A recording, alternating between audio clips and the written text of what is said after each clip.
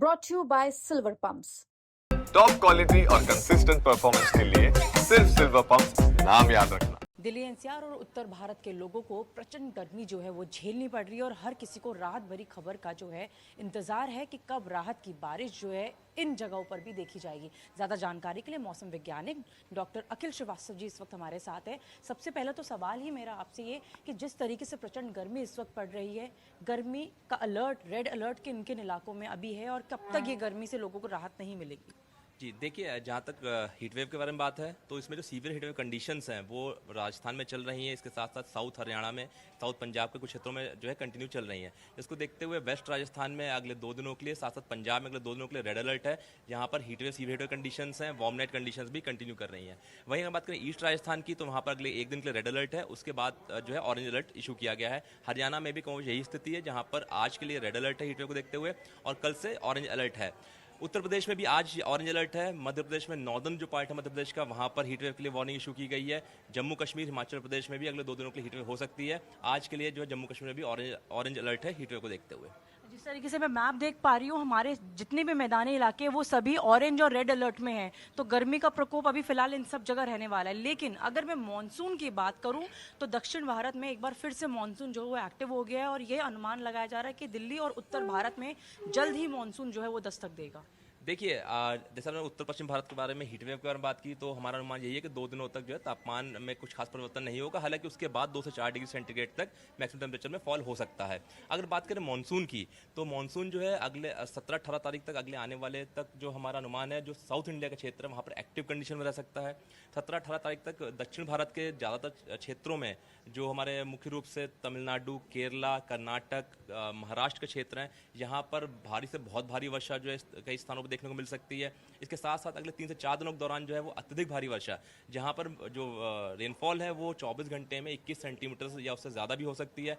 उसके लिए red alert भी अगले 3 से 4 दिनों के लिए जारी किया गया है, जिसको आप इस मैप के माध्यम से देखें तो मध्य Maharashtra, Konkan Goa, coastal Karnataka, south India Karnataka, Kerala, Tamil Nadu ghat areas और जो हमारा कर्नाटक का और मध्य महाराष्ट्र का घाट एरियाज है, वहाँ पर भी जो अत्यधिक भारी वर्षा हो सकती है।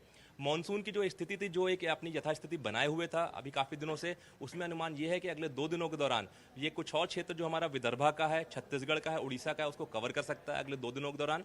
इसके बाद के जो 3 दिन आएंगे उसमें अनुमान ये है कि ये थोड़ा सा गुजरात का कुछ क्षेत्र को, पश्चिम बंगाल को और बिहार को कवर कर सकता है। जहाँ तक बात करें उत्तर पश्चिम भारत के बाकी इलाकों की तो उसके लिए थोड़ा इंतजार करना पड़ेगा, हमें देखना पड़ेगा कि और आगे कंडीशंस कैसे फेवरेबल बनती हैं।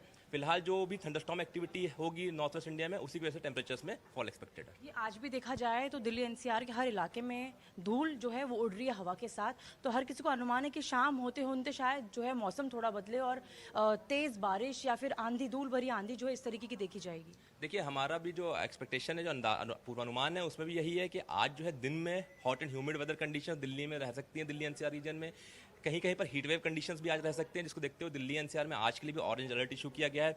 वहीं शाम को, रात के समय में थंडरस्टॉर्म एक्टिविटी भी एक्सपेक्टेड है। कंडीशंस जो फेवरेबल बनी हुई है थंडरस्टॉर्म एक्टिविटी के लिए।